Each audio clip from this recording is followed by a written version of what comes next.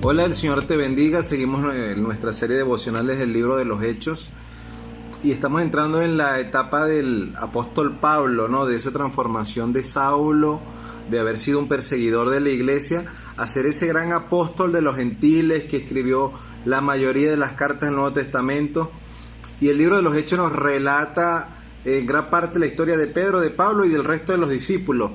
Entonces hoy quiero invitarte al capítulo 9, luego de la conversión de Saulo, desde el capítulo 19 hasta el 31 vamos a estar leyendo. Saulo pasó varios días con los discípulos que estaban en Damasco y enseguida se dedicó a predicar en las sinagogas afirmando que Jesús es el Hijo de Dios.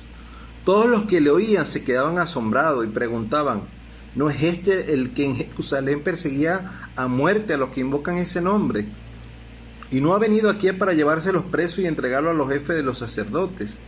Pero Saulo cobraba cada vez más fuerzas y confundía a los judíos que vivían en Damasco, demostrándoles, me parece que una palabra clave, que Jesús es el Mesías. Después de muchos días, los judíos se pusieron de acuerdo para hacerlo desaparecer. Pero Saulo se enteró de sus maquinaciones. Día y noche vigilaban de cerca las puertas de la ciudad con el fin de eliminarlo. Pero sus discípulos se lo llevaron de noche y lo bajaron en un canasto por una abertura de la muralla. Cuando llegó a Jerusalén trataba de juntarse con los discípulos, pero todos tenían miedo de él, porque no creían, otra palabra clave, de que fuera de veras discípulo. Entonces Bernabé lo tomó a su cargo, Bernabé, palabra clave, lo tomó a su cargo y lo llevó a los apóstoles. Saulo les describió en detalle cómo en el camino había visto al Señor, el cual le había hablado, y cómo en Damasco había predicado con libertad en el nombre de Jesús. Así que se quedó con ellos y andaba por todas partes en Jerusalén, hablando abiertamente en el nombre del Señor. Conversaba y discutía con los judíos de habla griega, pero ellos se proponían eliminarlo. Cuando se enteraron de ello los hermanos, se lo llevaron a Cesarea y de allí lo mandaron a Tarso. Mientras tanto, la iglesia disfrutaba de paz a la vez que se consolidaba en toda Judea, Galilea y Samaria, pues vivía en el temor del Señor e iba creciendo en número, fortalecida por el Espíritu Santo.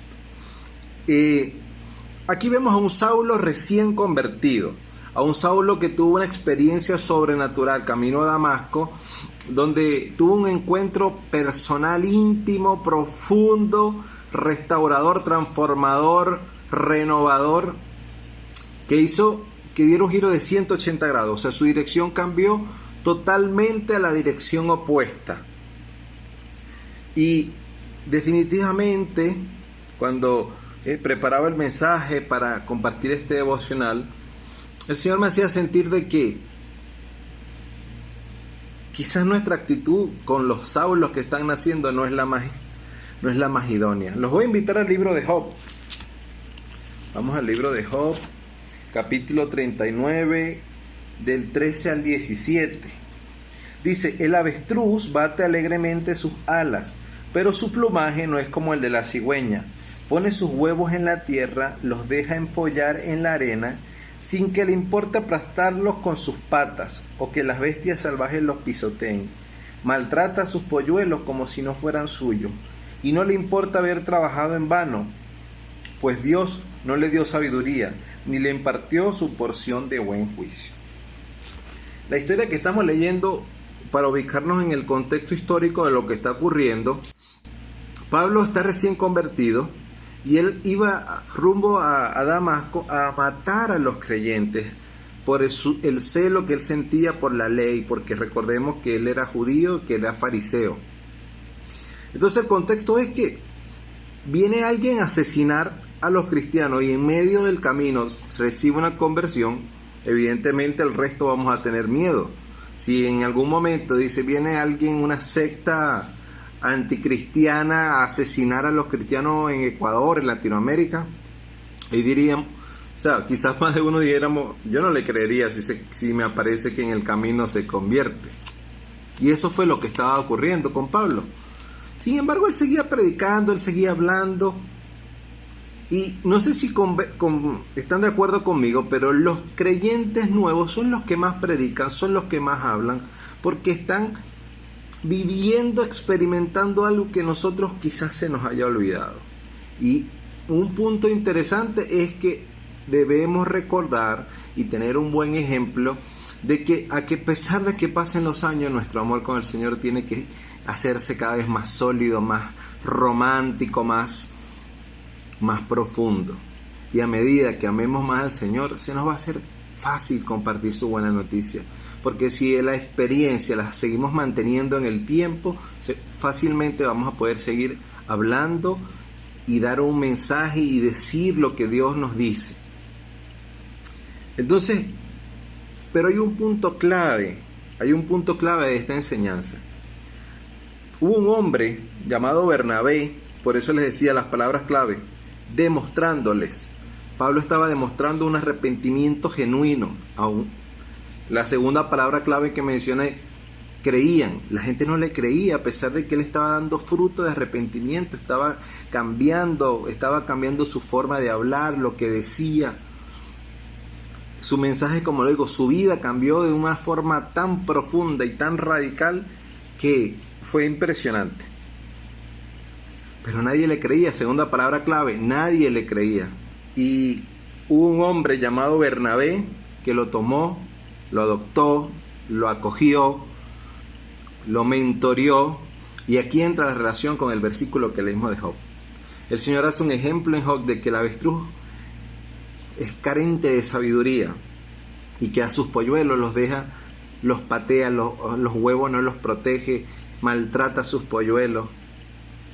Y esto me genera a mí una grandísima pregunta. ¿Qué estamos haciendo nosotros con los hijos espirituales que el Señor nos está dando?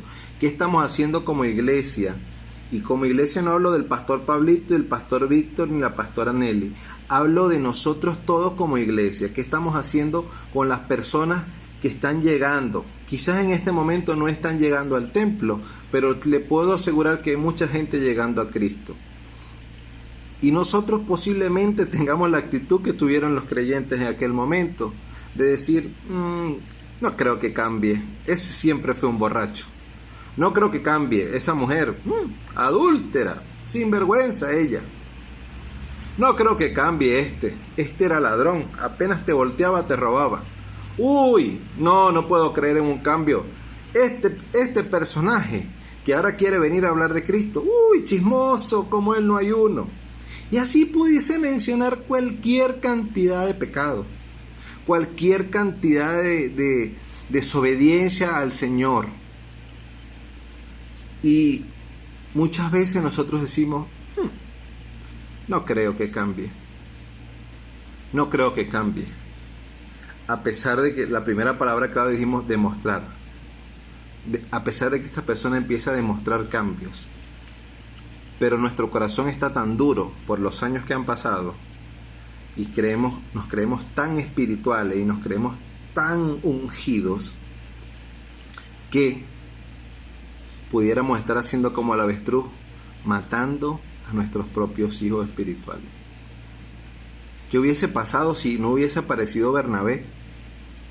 ¿Qué hubiese pasado si Bernabé no se arriesga y dice, no importa mi vida, si este hombre me está engañando y me quiere matar? El mismo Pablo más adelante escribió que para él la muerte es ganancia. O sea, pero quizá lo hubiese escrito Bernabé. Pero hacen falta tanto los Bernabé en la iglesia, hacen tanta falta los Bernabé para cuidar a esta gente que está creyendo. Por lo general la gente cuando se acerca al Señor es porque tiene un encuentro y muchas veces las circunstancias Dios las permite para que nosotros tengamos ese acercamiento hacia Él.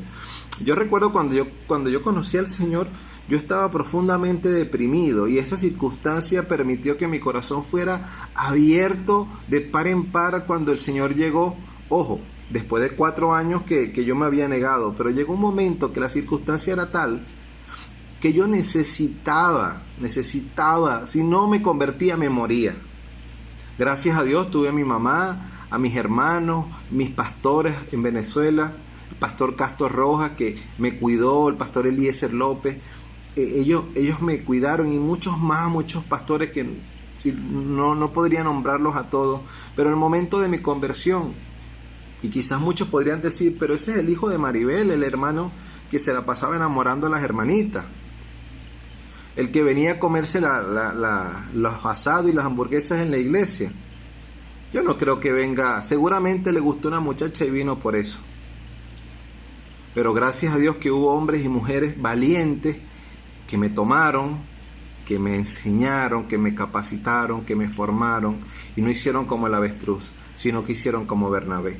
El mensaje de esta noche de parte del Señor es que tú seas un Bernabé, es recordarte que tú eres una extensión del reino de los cielos en la tierra y que Dios te va a usar a ti, que tienes años en el Evangelio, que tienes años que le conoces a Dios, que conoces la iglesia, la estructura, el movimiento, que conoces a los apóstoles como Bernabé.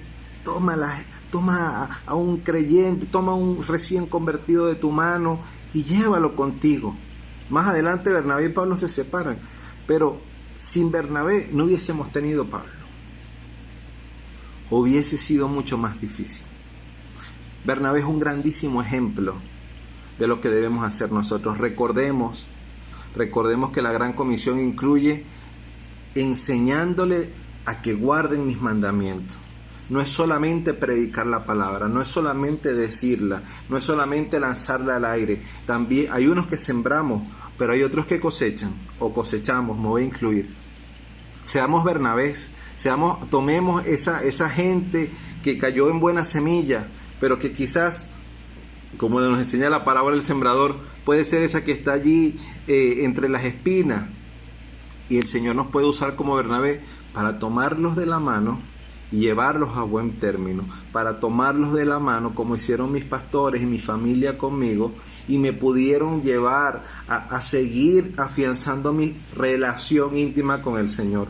Pasaron después muchos años y ya no era niño, ya era hombre, ya no necesitaba leche materna, ya podía comer más grueso. Así que Dios en esta noche, o bueno, para ti si lo ves en la mañana, Dios quiere decirte que tú eres importante, de que tú eres parte de su movimiento, de que tú puedes ser de bendición y que te recomiendo, yo José Alberto, de parte de Dios te recomiendo, de que busques a alguien y empieces a tomarlo como hizo Bernabé con Saulo. Y posiblemente tu ministerio sea solamente hacer de que un hombre o una mujer sea un nuevo apóstol Pablo, sea un nuevo apóstol Pedro. Muchas veces que pensamos, y ya voy a terminar, pensamos que el llamado del Señor es hacia las naciones, es a llenar estadios, pero el llamado del Señor es hacer lo que nos toca hacer. Y posiblemente a nosotros nos toque hacer y formar y hacer crecer a aquellos que harán esas otras grandes cosas, porque Dios tiene un plan para cada uno. Pero entonces nosotros tenemos que hacer lo que nos toca hacer. La Gran Comisión, insisto, no solamente dice vayan y hagan discípulos y enséñenle todas las cosas, enseñen a que guarden los mandamientos. Seamos Bernabé, seamos como Bernabé, tomemos a esos Saulos y dejémoslos y seamos un instrumento de Dios para que sean como Pablo, para que sean unos Pablos después. Yo hoy en este mensaje honro la vida de hombres y mujeres que si me pongo a mencionarlos van a pasar horas, pero hombres y mujeres oraron por mí, ayunaron por mí, me enseñaron, me exhortaron, me corrigieron, me amaron y confiaron en mí, creyeron en mí. Cree en la gente, dale un voto de confianza y te aseguro que Dios va a hacer una gran obra en esos discípulos que Él te está entregando. Dios te bendiga.